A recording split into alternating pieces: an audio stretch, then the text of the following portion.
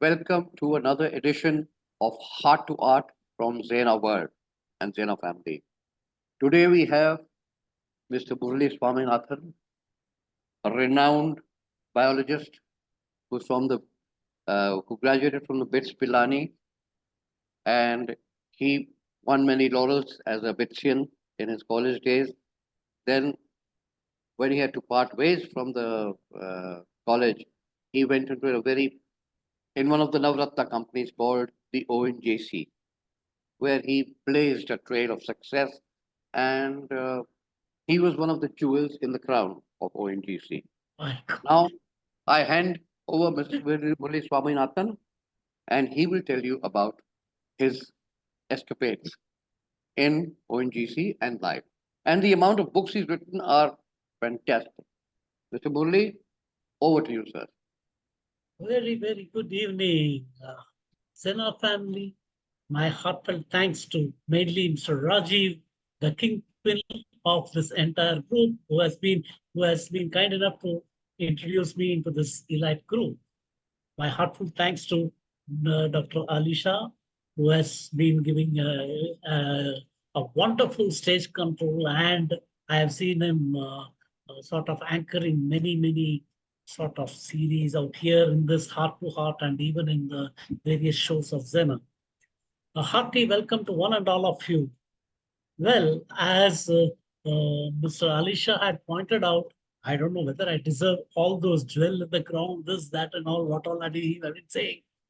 I don't think I deserve that, but then I feel I did my wee bit to whatever I can to fulfill my family needs of earning our bread and butter and to cater to the needs of the society to the best possible way, which I'm being able to. To begin with, I had a very humble career, born as the youngest in the family of five. My eldest brother is no more, my sister, brother-in-law are no more, and my third brother, he's still alive around 74, and my next brother, only three of us are in the family right now, and we have been very closely knit, one in Trichy, one in Hyderabad, Cochin, and myself loitering around with all my children. Born and brought up in the prestigious, pristine Kaveri waters at Trichirappalli, I started a humble career and had my early education at what is known as Campion High School in Trichirappalli. Then I went to St. Joseph's College. Those days, I think I was the last batch of doing the pre-university course of the PU. After that, this 10+2 business started. And I was the last batch of the pre-university course. I was one of the toppers in the pre-university course. And you can't call me a sort of a bookworm or something. I'm a easy-go-lucky type. And yes, I'm a bit serious when it comes to studies. And I'll see to it that I am almost a second to none or something like that. And a bit more focused guy, a bit studious and things like that, even in my early days. And then I was automatically selected at BITS. And the moment I entered BITS, yes, we had our own teething problems. My father was in the railways and he found it difficult to afford my early education. Those days also BITS means the fees are very tough.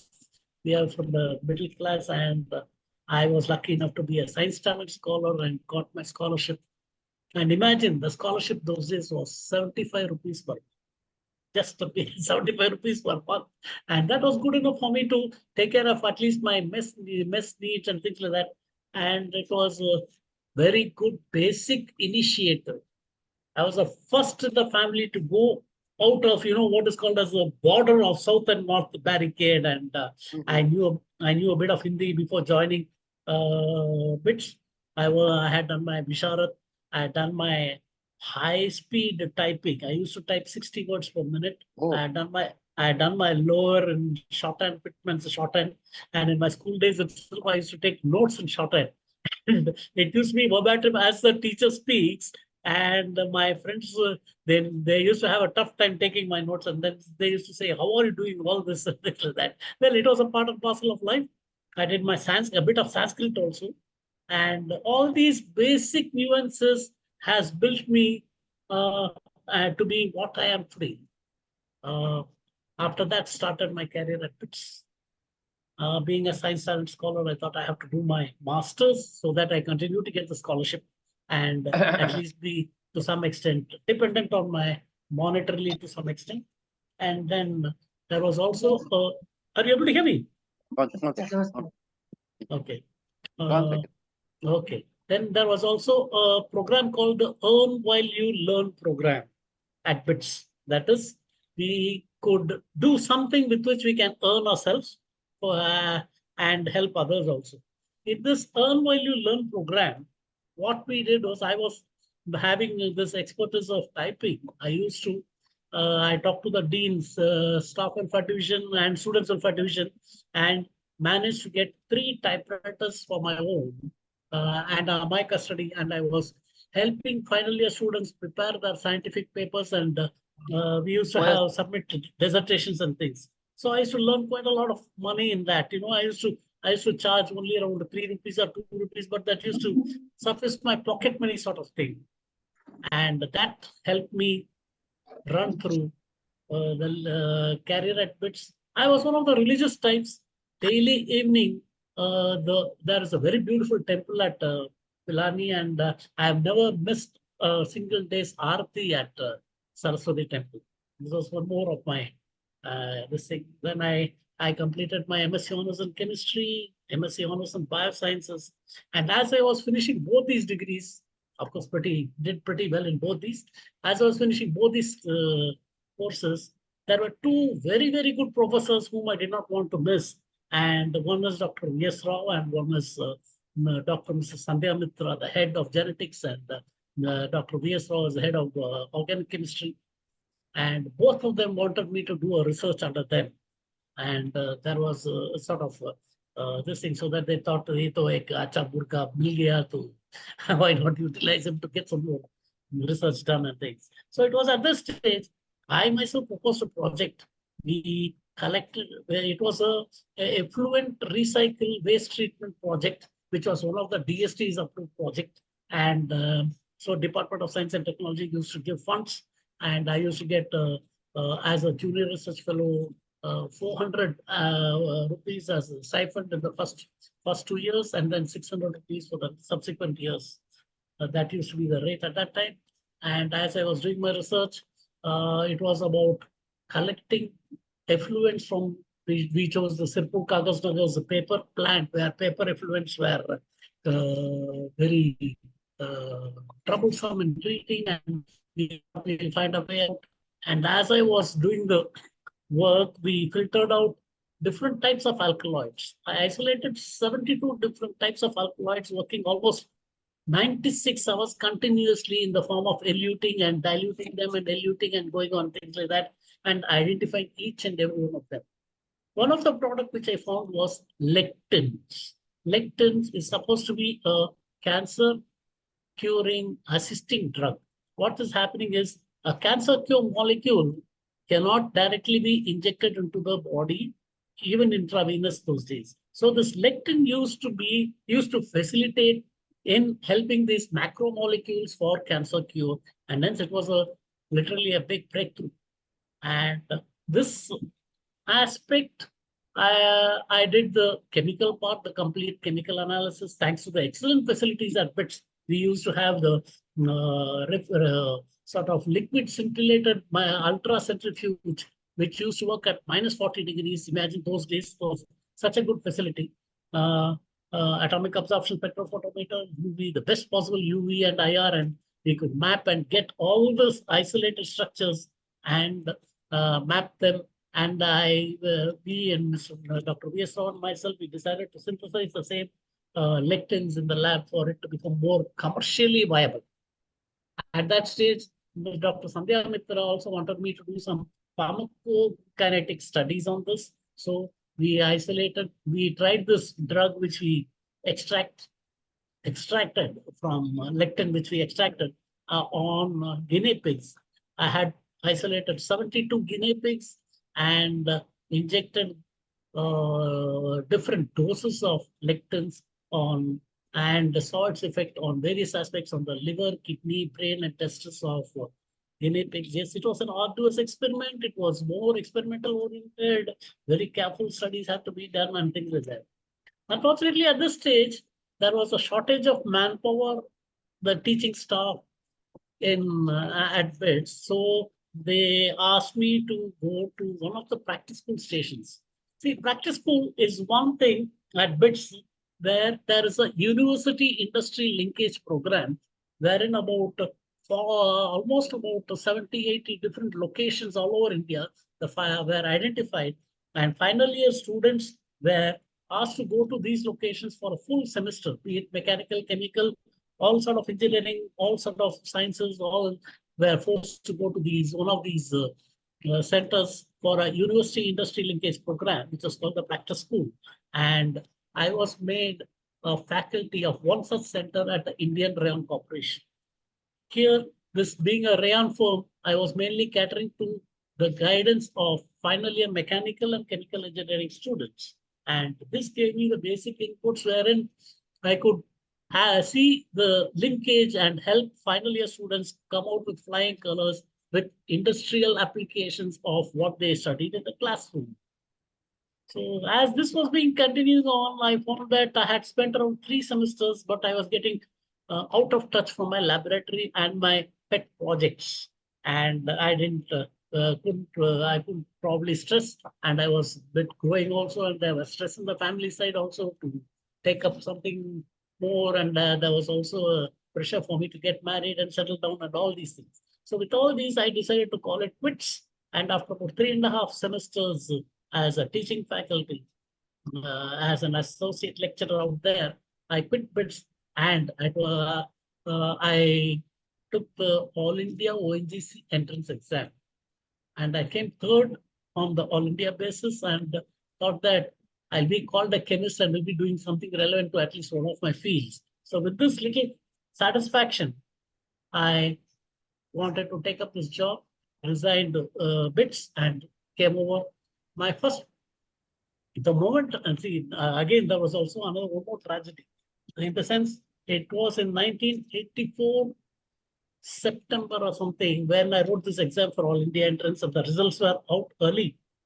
But it was that year when Indira Gandhi was assassinated and our sort of job orders and things were all terribly postponed. And I got my job order on January 24th or something in 1985 and was asked to join within 45 days. So I chose 15th March, the Ides of March, for which I have a funny story with my father. I have a funny story with my father. My father had seen various sort of almanacs and pundits, and being a religious type, he said, this is the auspicious day. Then I said, no, father, I'm joining on 15th. That's also a good day for me. And I decided to join on 15th March, telling him that this is the Ides of March, the prophecy of the opening lines in Shakespeare's Julius Caesar. And hence I, I decided to take that. So it was then my entire career changed. See, one thing is sure, nothing is permanent in this world except change. And the more we are easily adaptable to accept change, the better it is for us. This was a great lesson for me. I quit research, and I had no repentance of having quit the research because monetarily I was feeling benefited. Because the moment I joined ONGC, my first basic, though basic was 1130, I used to get a salary of around 3,300, which was my first payslip. I still have the payslip as a record for me. That is that is the status of which I started from scratch, started being on my own and independent. And it was in 1985 I got married. I am blessed with a son and a daughter. Fortunately, both are very well settled. My son is a leading base manager is the Asia Pacific base manager at a firm called Lexus and Nexus. And my daughter-in-law was at Infosys. She quit that and she has joined Tata Elixir. My daughter, she's also a Bitsian, proud to say that. She's also a science talent. She's a she scholar. She came within the 0.1 percentile in her CBSE and was given a she scholarship for pursuing pure sciences. And with that, she has completed her MSc Honors in Biosciences, a BA Honors in Chemical Engineering from BITS, and she did a PhD at IIT Chennai. Oh. She has completed a PhD with 2 patents, again on cancer cure. Again, I had also been a part and parcel of helping her in all these aspects. So with all these are the basics of my career, and now to my personal life. After joining ONGC, I was placed in different postings, different areas. I had to see the different fathoms, right from the fathoms of Bay of Bengal to Andaman Sea, and I was as a head of chemistry. To all those who don't know about oil, a brief about the oil. What is oil? It is called the black gold or the liquid gold, whatever you may call it. But how do we get it? And is very interesting, because my concept of oil was something else. We thought that as we have been used with petrol and diesel and other things, it was something like that. So fine, which we'll be getting from the earth's crust. And then when we went there and saw that the machinery, the equipment were all uh, dazzling. And all my knowledge of basics of what I studied in BITS, such a prestigious institution, seemed to be futile, because the first exposure to a drilling rig, we drilled in fathoms, say about 3,000 meters. A simple, if you use a hand drill in a wall to drill and nail a wall, you are afraid to remove the cuttings. Whereas when here you have to remove the cuttings from against the gravity, and that too from 3,000 meters, was a real challenge. And that is where the chemistry fundas of thixotropy and the sol-gel relations came in, and we used all those concepts to effectively remove the cuttings from the fathoms of wherever we have been drilling. So this is where my role came in. We used to find thixotropic agents, and that too with the bottom hole temperatures much, much higher. And this thing, these chemicals had to withstand these pressures and temperatures, and it was a real challenging task. And we have to sort of fine tune them with the different R&D works and see to that the drilling is completed. And once the drilling is completed, and once we find that a zone is there of oil, it is not like there is a well and you pull out water and things like that. It's just like a pool stored in a sponge. A sponge. A sponge, just as you squeeze the sponge and get water, similarly, you're squeezing the reservoir and getting the oil.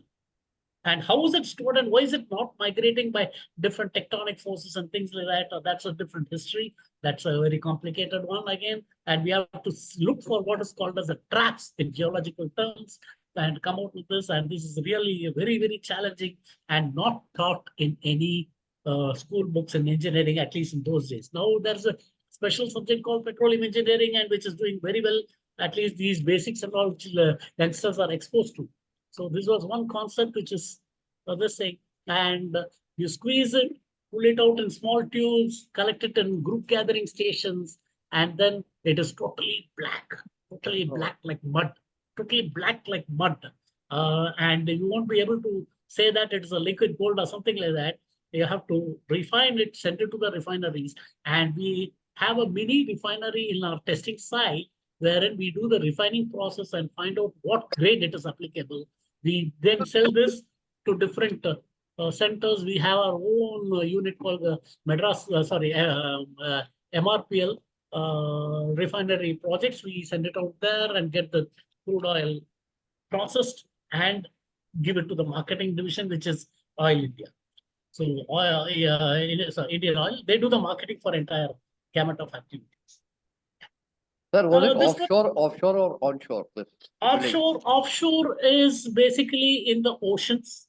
Mm-hmm. Offshore is basically in the oceans. Nice question, sir. Thank you. Offshore is basically in the oceans. And we have a dispute, like if it is within 12 nautical miles of the coast, it belongs to the nation. And if it is beyond 12 nautical miles from the shore, it is called the international waters. Most of our sites are, because we are working on fathoms, much greater than 3,000 meter water depth things. They are only in international waters, for which special petroleum exploration license and mining licenses were required. And these licenses have to be issued by the Ministry of Government under there's a various protocol and various different Yes, yes. these things are But involved. this 3,000 meters, was it onshore and which site?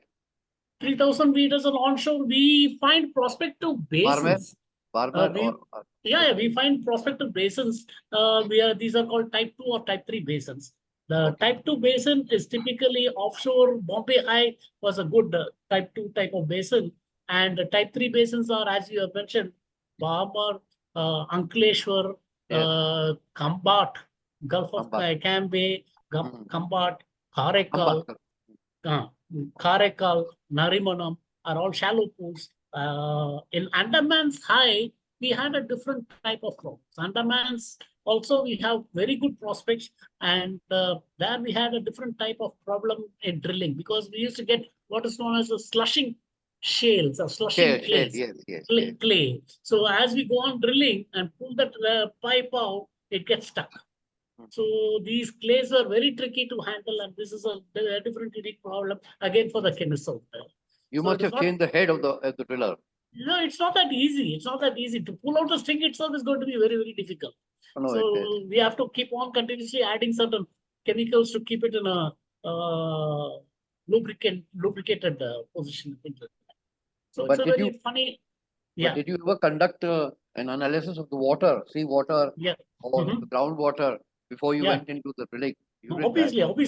obviously, we do a thorough check of the salinity, everything. And what we do is when we are lowering the casing itself, it's very interesting. There are two types of rigs. One is called the jackup rig, and one is called the drilling ships.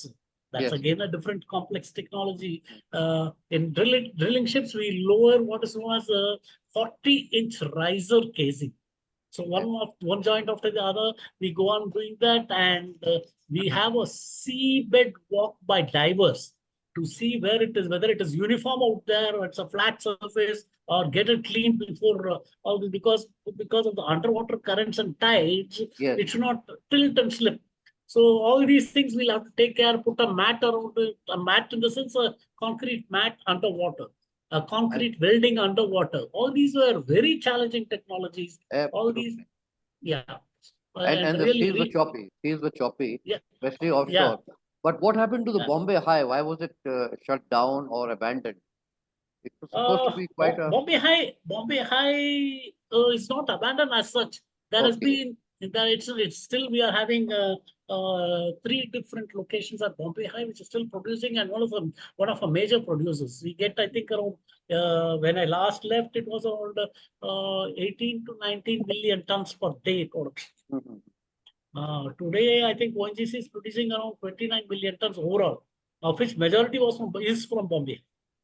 Oh yes. And Uh, what about the south, Vijayawada? I forget where it's Yeah, located. Kakinada and Kakinada. Rajahmundry offshore is a very, very, very big gas potential.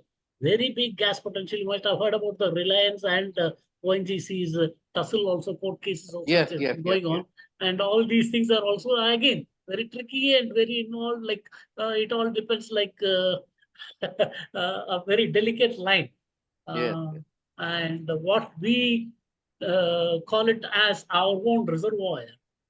They peep into our reservoir and peep it, and how to identify it in international waters, mind you. So only the International Court of Justice can come to a conclusion as to, That is yeah. right because Reliance has been kind of encroaching, or I would say encroaching. No, It's it's been not trying to. according. They are minding their business. We have been minding our business, but Mhm. different methods of approach, different. It's always there. And what about So your overseas posting? Where you yeah, I was posted at Sudan. I was Sudan posted at Sudan. Yeah. Oh, with yeah. Uh, UNGC, with one, with one. or was it a We collaboration? have, yeah, we have a very, very vast network in overseas, mainly Ukraine, Russia, and this thing. Now, because of this war, Ukraine and Russia, I think it has been kept in a low profile. But Mhm. Sudan is still going on. Tajikistan, Yes, Kazakhstan. in Mexico, Gulf of Mexico also we Mhm. are starting exploring now. Vietnam, all these areas we have on a profit sharing basis. about Okay. the details depends on this thing. There's a separate OVL, ONGC Videsh Limited, Yes, which is this way. yeah, it is taking care of all this. So we have around 14 different such bifurcated units, each profit centers, but all under the flagship of ONGC. So Okay. it But is such a yeah. you It is had such you a had you had a good chairman, I believe. yes, yes, yes. It has to Very be dynamic. there. Chairmen, they have a very tough role round the clock. They have a very good network of communication and this thing. And I was also involved in such work only. Actually, we used to have a manual system of keeping all price stores ledger and all these things and things. So what happened is I was doing in offshore rig, I was calculating the norms for different fast-moving drilling fluid chemicals and all those things.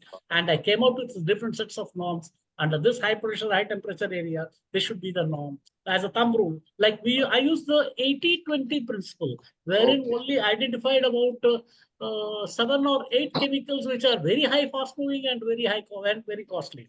Mhm. So we played around it, and I tried to prepare some norms, which was which gave fascinating results because I had a flair for statistics, and there are 3 types of lies basically: Yes. lies, greater lies, and statistics. They used to say. Yes. Mhm. So I had a flair for such statistics and statistical data and things like that. And once I presented these sort of statistical analysis, I have a paper on this identification of norms and of fast-moving drilling fluid chemicals in various locations, and collected all this data and presented it in the form of a beautiful paper. And that has become an established norm with ONGC that way. Uh-huh. So this apart, it was going on, life was going on. In between, start talking about my books. Post-retirement, I retired in 2017 after working at various places. Like I started my journey in Chennai offshore, Porto Novo High, off Pondicherry was PY13 was one of my first wells. Then PY14, PY41. I see there's about 12 wells out there. Then in Andamans also operated at Chennai. AN321, AN14, AN41 are all names of wells at different locations. We used to travel up to Port Blair, and from Port Blair we used to be heli-dropped in the rig, and we used to stay in the rig for about 14 days. Imagine those days we never had communication like mobile and things like that. No, you had Uh, walkie-talkie Not even or walkie-talkie. that We had phone. radio, That radio, radio. radio, radio. Radio. We had a ham radio, and ham radio, we have established radio rooms, sort of things in different places. So even if my parents or they wanted to come and communicate, they have to come to the radio room and talk. And that only on specific times. They cannot talk around the clock that way.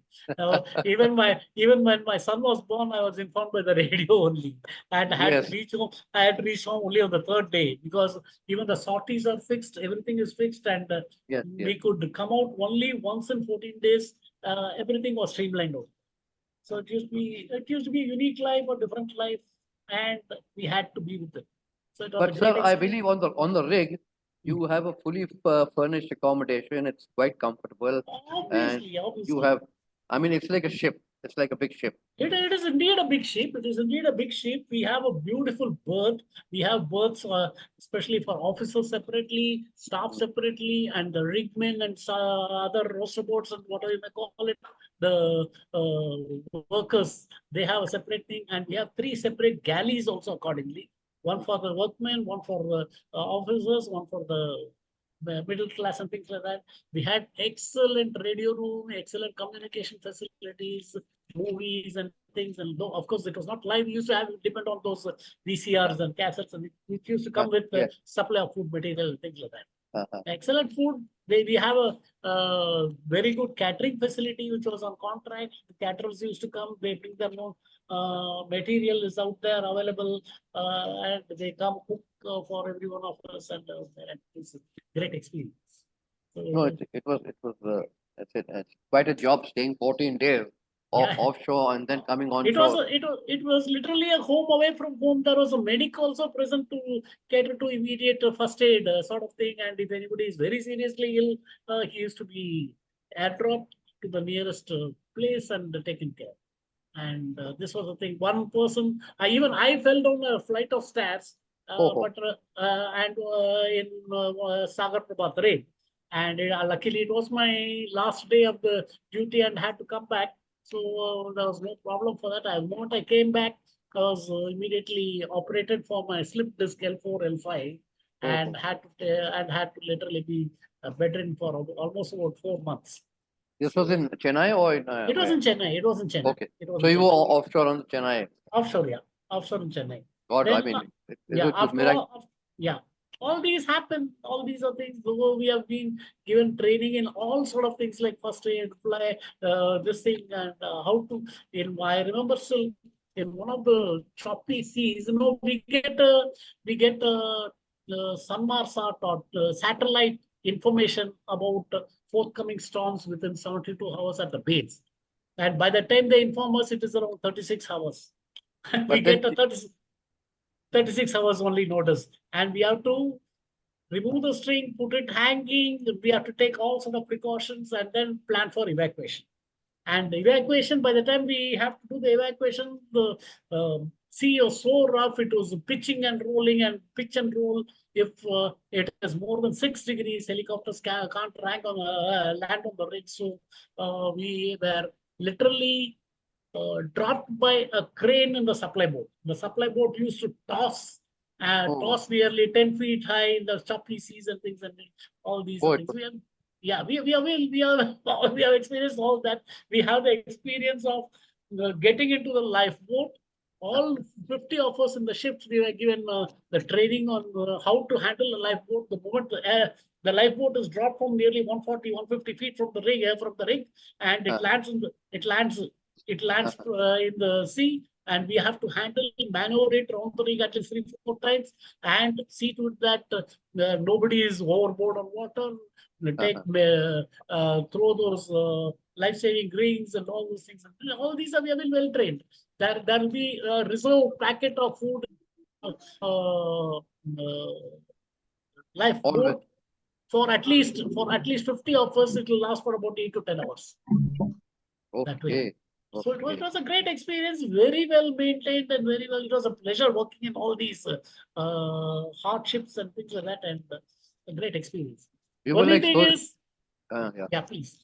we were like soldiers. Literally, we were called oil soldiers.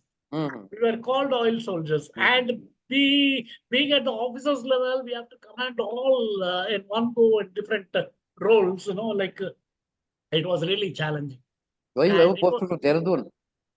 Oh, yeah, Dehradun's our headquarters. Used to be headquarters, now it is shifted to Delhi. Dehradun is a primary training center now. It Yes, gives all just like auto simulated trainings for different well conditions and things like that. So I it's an see. asset. It's an asset working in Uh, this thing. So with all these and with my paper on norms, my CMT found that, yeah, this is not my place, and it made me an educated, literally educated in terms of a good institute. He put me in management mainstream. So this is how I came to material management. So almost about 25 minutes now, and now I think I'll start about my books, and in between I'll come back to my yes, own your thesis. books are mainly on psychology and on Yes, human beings. I yes, mean, I yes, think yes. this is all about the experiences which you probably went through in ONGC Uh-huh. and the interactions that you had with the officers, with people, with the staff and the lower staff. And I think it's based on that, Yes, probably. yes. Basically, it's from my heart. My first book after retirement, I'll talk about my experience at the Indian Railway Corporation. You see, Mhm. there was a cyclone in Gujarat, mainly the Verawal part, the southwestern tip Mhm. of Gujarat, where cyclones are very frequent. Yes, And yes. one such cyclone was very severe way 83, 84. Uh, Two bridges were washed out and 3 villages were marooned and things like that. So I had around 11 students with me, 10 students with me in the practice school. And I asked them, come, let's go for a sort of a social service, cycling to that place Yes, and do some social work. yes.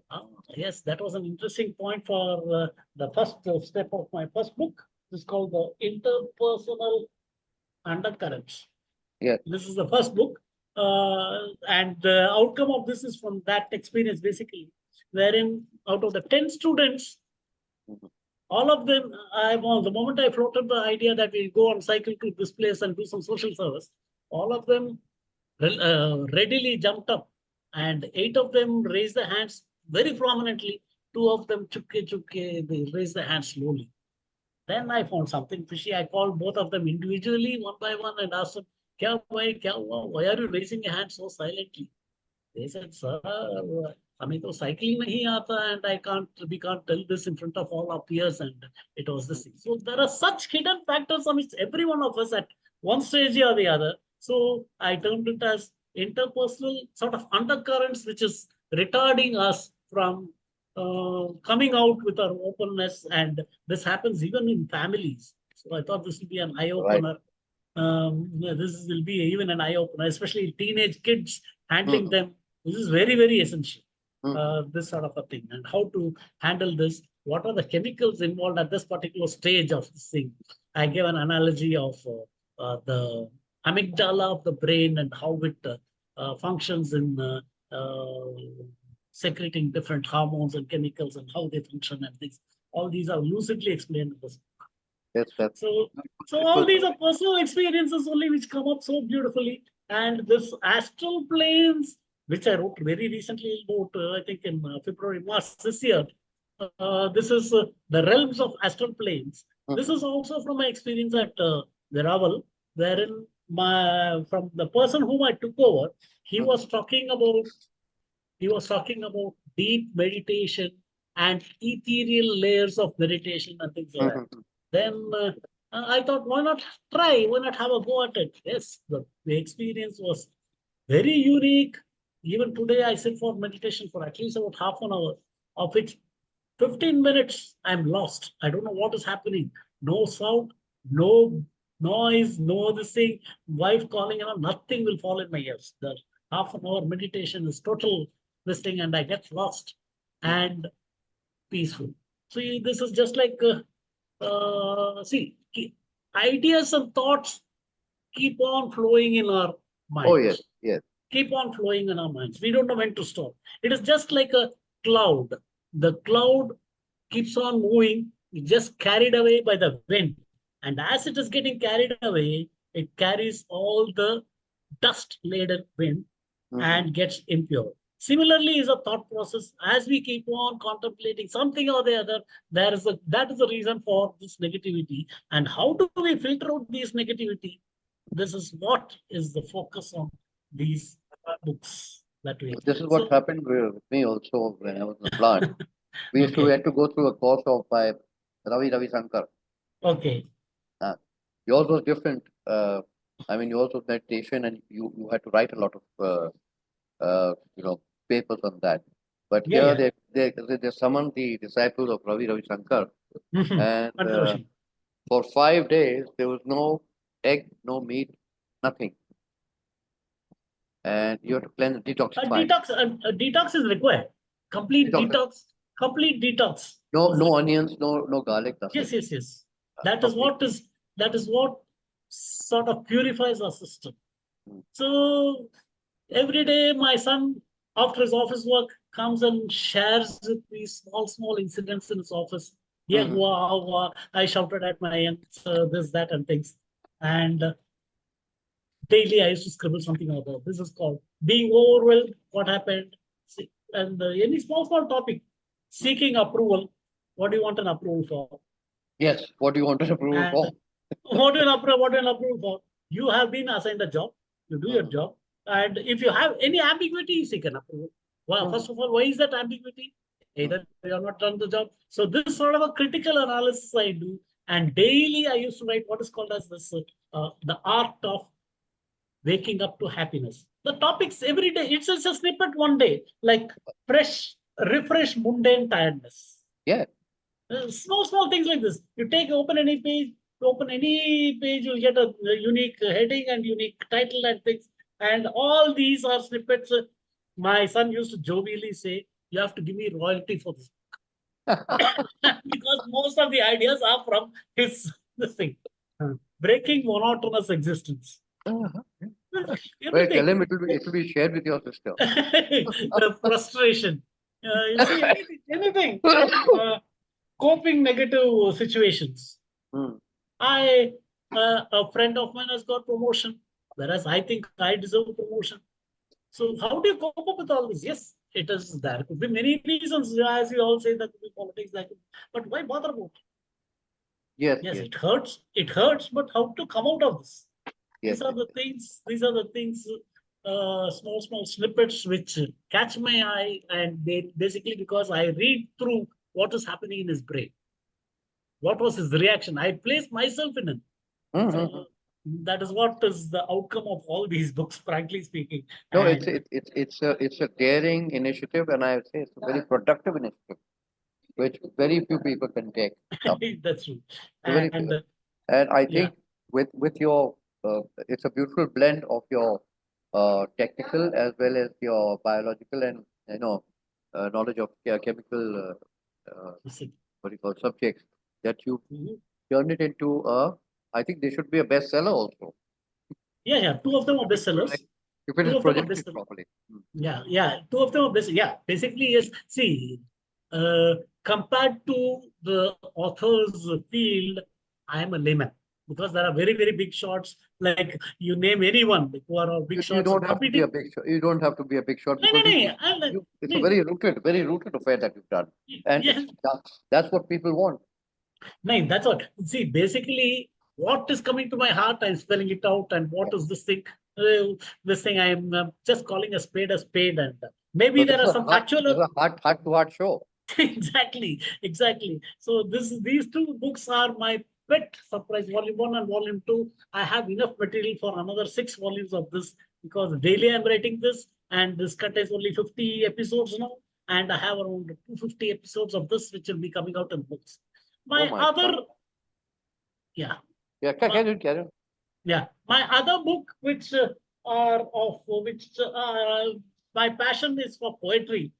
Mm, Okay, this okay. is this is so with all these daily incidents itself, I keep on writing scribbling a poem or the other. This is called musings.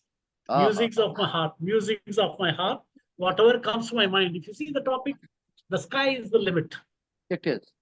The sky is the limit. So in that I've written the fancy since childhood, mom used to feed, showing the sky and the crescent moon.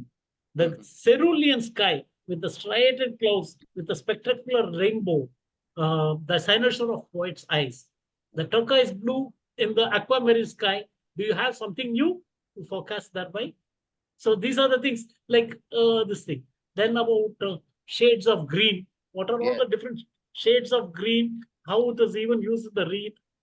The heart mind tussle is one such interesting this thing poem. The sunflower. I was fascinated by the sunflower because sunflower seeds are Mhm. one of the beautiful concepts in mathematics. If you realize that the seeds in the sunflower are arranged in a Fibonacci sequence. Yes. And yeah, this sequence has fascinated me as to how nature has formed this, how nature has formed the cover of a sweet corn, the wreaths of layers in a sweet corn, how symmetrically spiral it comes. All these are akin to the helical DNA which is there, and what is the concept and who's doing this. And one more thing is the pursuit of happiness. Yes. What actually is happiness? Is it money? Is it fame? Is it this thing? What? We all seek it day and night, this elusive feeling that brings delight. In the journey, we may trip and fall, but we rise and give it our all. In a journey that we board on alone, with our hopes and dreams as our guide and home, we chase it through joy and strife with every step it makes our life. Beautiful. These are the things. My another poem is poetry book is Sunrise of the Soul. The soul. Yeah. Sunrise of the Soul. This also I've written several things. One on my household work. Oh. Household work. This is about my wife. Amidst the tasks that lay twirl, in household chores I find my pearl. With broom in hand and dishes clean, a tranquil rhythm, life's routine. Wow. Laundry, laundry folded, floors gleam. Hmm. Each task a step, a nurturing dream. In every step, a love defined, a haven built, our hearts entwined. Wow. Mr. Murli, you're a very good house husband. Yes, sir. So, Excellent. I mean, besides being a technocrat and a doyen of so many, you wear so many hats. You've meticulously seen everything at your house and written this. It's really, you know, this is what we want. We don't want fancy names and footloose that's true. people. And you believe me, I'm totally satisfied. I get my good night's sleep, a Mm, good night's repose, they call it, and things like that. This one, an elegy on seeing the photo of my mother. mm. Uh, this one also about my mother. Not here, there, up in the sky. You fade far away without a sigh. The embers and the ashes are the only remains. To Yes. dust thou returneth, the remnants that remain are nothing but fond memories of sorrows and glees. Mm. From neonatal to adolescence, you took care of my innocence. But now, when I need your guidance, I'm just left with your remembrance. Absolutely right. And that remembrance is the impetus which drives you. That's true. That's true. It drives. So, I mean, so these are a few about this thing. One book on the fundamentals of reality. What is reality? okay, okay. What is truth? I'm seeking the truth. Hmm. All this liquid hydron, coldron, LHC, and all those currents, centers, and things. And the beauty about the current center is they have a Nataraja statue at its center. The Yes. significance is just as Nataraja, the significance is about identifying the atom. In Sanskrit, they call it, I mean, it is analogous to the identification of the Atma and how it is going about it. There is a Absolutely. lot of scriptural information and inclination in this. And we can write volumes on that. Yes. So that way, that is one thing. So this is about fundamentals of reality. The ancient quest, what was there? The laws of universal, the laws of gravitation, and this thing. You know, one thing like everyone is believing that the Watson and Crick's helical DNA Yes. module Yes. is supposed to be sacrosanct. Is Okay. supposed to be sacrosanct means very foolproof. Mm, But the Watson and Crick's model has 7 defects. mm. Has 7 defects which thermodynamically and thermophysically is not stable. Literally the module which he has predicted. So this is a beautiful paper. You know, once before taking a PhD in bits, I attended and I was called for an interview at Indian Institute of Science, Okay. Bangalore, for PhD. And this was in biotech. And when I attended there, they asked me what is my field. I said I'm keen in genetics and genetic engineering and things like that. Then he asked me what about do you know about the DNA? And I told him, yes, it contains 8 EGC. Watson and Crick had prepared these models, and Watson and Crick's model has 7 defects. They immediately started looking at me astonished. Mhm. And they asked me what are the defects. I was explaining them nearly for 1 hour was my interview. Mm, For 1 hour was my interview. And they finally said, do you know who identified these defects? mm. That was Dr. Sasi Sekharan, who was sitting in the Okay. board interviewing me.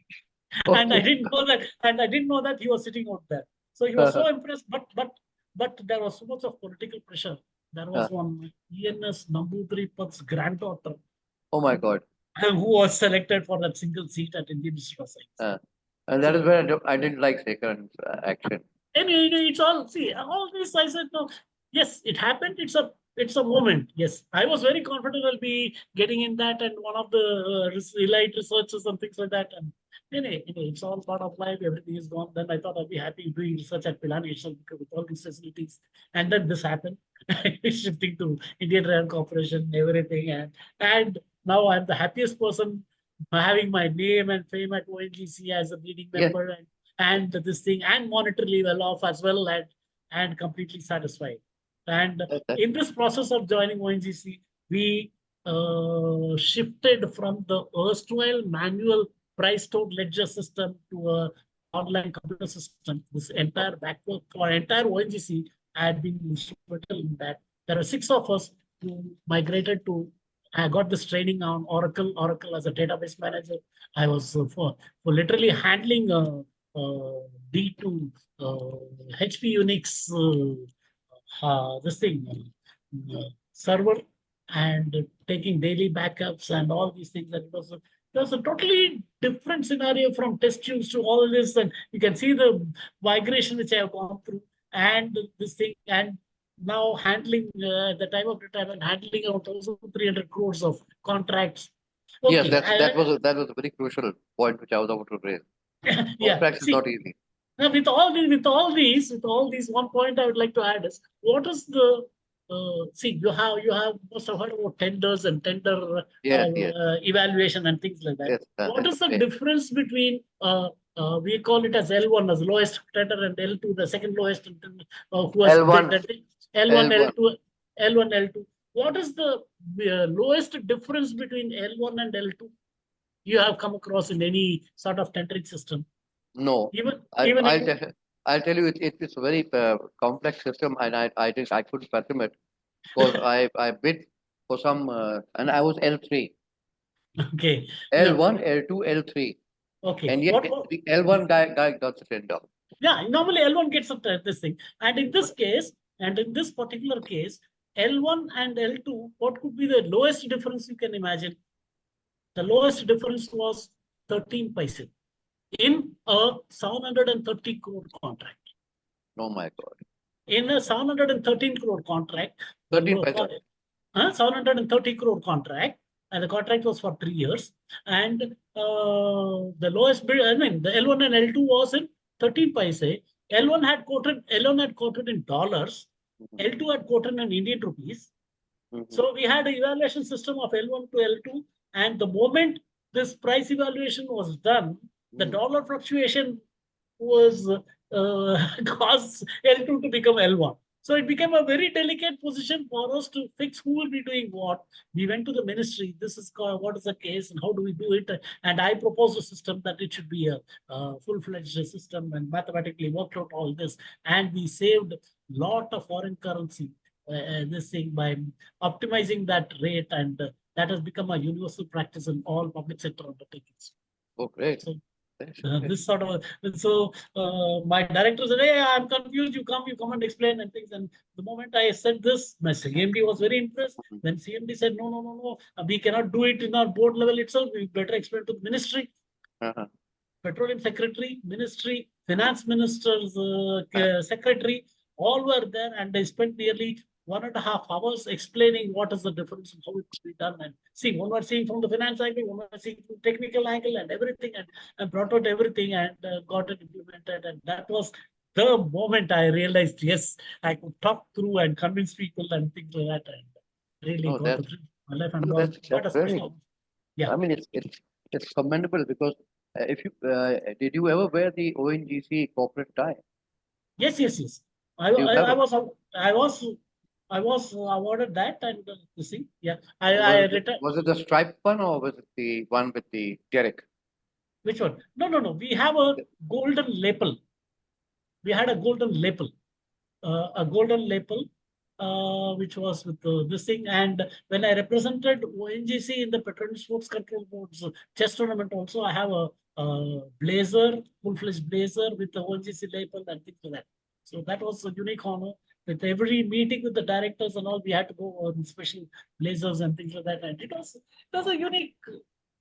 No, I'm asking you because I designed this memento, this derrick, under the watchful eyes of your Colonel Bhan and Kabra. Okay. They wanted a derrick. They wanted a derrick at any cost, and derrick was more of a what you call a jacquard design. And at that time, we only had hand woven what you call the loom and hand looms. We didn't have Handloom. palm. Okay. So to convert it to palm, then we had to go and rechange the tender again That's by a drop by 13 paisa. that's what thing. That's the thing. It's a very very intricate, very this thing, Yes. hunting such high value contracts and seeing to it that it is done. I've made after retirement also. I've joined several organizations in the Indian Institute of Material Management for one, and I'm also with the international business conferences, wherein I've been training final corporate level executives on the intricacies of the Indian Contract Act of 18 and how with all sort of case studies and giving all these as examples. So That's this how. this is something which is well worth writing because it's so complex and it's so I would say it's so use a bad word called corrupt also. Yeah, that's In it's it creates a kind of total cessation of the cerebral system, huh, that's true. That's true. That's with true. this kind of attitude. But anyhow, it was an experience and I enjoyed it. I enjoyed it. I waited 2.5 years to get this Yes. necktie dangling from your Yeah. neck. You won't believe I was called for meetings. I was in Rajahmundry. You see, I had different walks of life, between different walks of people of different walks of life, different cultures, right, different rivers and flows and this thing. Mm. My God, I just can't forget my stay at Gujarat and Assam. Oh, Assam. As Sam, you told me that Yes. incident of the We had an new internal talk Maruti, there. new Yeah, Maruti. yeah. I'd like to share that incident also. Please Assam share.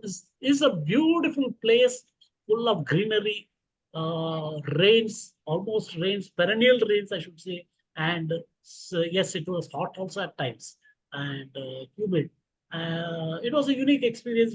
All our officers have to mandatorily stay for 3 years in the Northeast.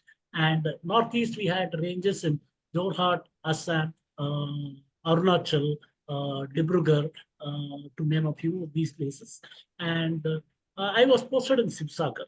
Sibsagar is a small place having around 12 rigs were functioning at that time in Sibsagar and known for terrorist activities. Yes, militant, Sam. Yeah, Bodo. yeah, mainly no Bodo, Ulfa, and Shulfa were three Oh, major agencies. okay. Ulfa was the real terror those days. Just I went in 94 to 97, I was there. Uh-huh. 1994 to 97. In 93, a Uh-huh. ONGC person was kidnapped and killed. Oh my God.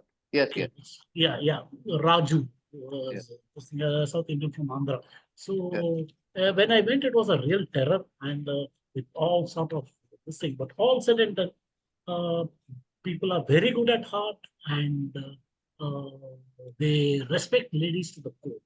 Yes. So it was during this time that I was transferred from 94 to 97, my brief stay at Sibsagar. Sibsagar is a place which is around 430 odd kilometers from Guwahati. So we had to go from Calcutta to Guwahati by train, Guwahati to Sibsagar by bus. It Those was days, narrow gauge or broad gauge at that time. no, it Broad was gauge. it was a, it was a meter gauge. It was a meter gauge. It Meter was a gauge. meter gauge. Meter gauge. And meter Narrow gauge. gauge. No, narrow. Meter gauge. Meter It was gauge. Narrow gauge was even further in Arunachal. oh my God. So it was a meter gauge, and that journey itself used to take around almost overnight journey, 12 to 14 hours. Yes. Guwahati to sing, and everywhere the transit we have to have a tough time with small kids and things which was thing. But then subsequently they have made flight arrangements from Delhi to Jorhat or Dibrugarh, two nearest airports. 2 days in Jorhat, 2 days in Dibrugarh. So weekly 4 days we used to.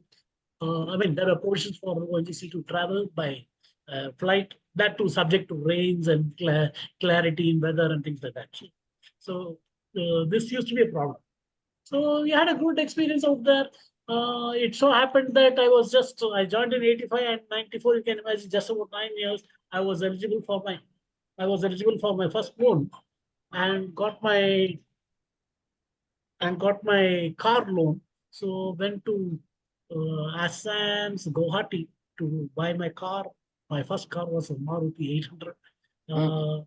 We went we went out there to by road to Guwahati, bought the car and drove it back all the way to Sibsagar, around 430 kilometers. I was not very well versed with the new car and things like that. And anyway, I managed to reach to Sibsagar and was getting used to the Sibsagar's driving and not much of driving inside that. Within 1 week or 10 days of my buying this car and this thing, 4 people came to my house. I didn't know them. They were neither my colleagues nor my officers or anyone related to or this thing with the ONGC or things like that. Brand new faces, brand new this thing. Very simple, decent looking. Saab, आपका गाड़ी चाहिए. This I was totally shocked. क्या है गाड़ी चाहिए? Then नहीं sir, अब दे दीजिए वापस आ जाए. I didn't know what to do. And then I called my colleagues, neighbors, and all those things. And they said, maybe, sir, please give, don't ask anything, give them the keys. Yeah, then I had nothing else, brand new car, just within 1 week, 10 days old, gave them the key, and they took it for about 1 week. I did not have the guts to, because it was not even fully registered. I was not getting the RC book after the formal registration and things. I just have a slip and all these things, and terribly worried. Hey, yeah, what? And my neighbors, all of them told me they are from Ulfa. Don't ask them anything. Give them the car. Give them the car. After 1 week, the car came back. Sab, ye लीजिए आपका गाड़ी with chabi, and tank was full. Oh, And tank was full. Pura tank working. there's an honor amongst thieves. No, they honored the verdicts. 1 week में दे दिया everything. No scratch involved. Nothing has happened. So this is what is it? I mean that one week was really a nightmare. We could neither go to a police nor tell anybody nor anything. And you can understand the situation. Well, this was a part of life. We had this thing. Another experience was in Gujarat twice. I mean, I stayed in Gujarat, Ankleshwar, from 97 to 2006, 9 years. It was again on the banks of Narmada. We faced two major incidents. One is the Godhra incident and the subsequent Hindu-Muslim riots. That was terrible, terrible, I should say. Terrible in the sense, almost for about a month, we had sleepless nights, streets and all. We used to do our patrolling ourselves. That was a time when I saw people walking with real sort of weapons which were used in olden days wars.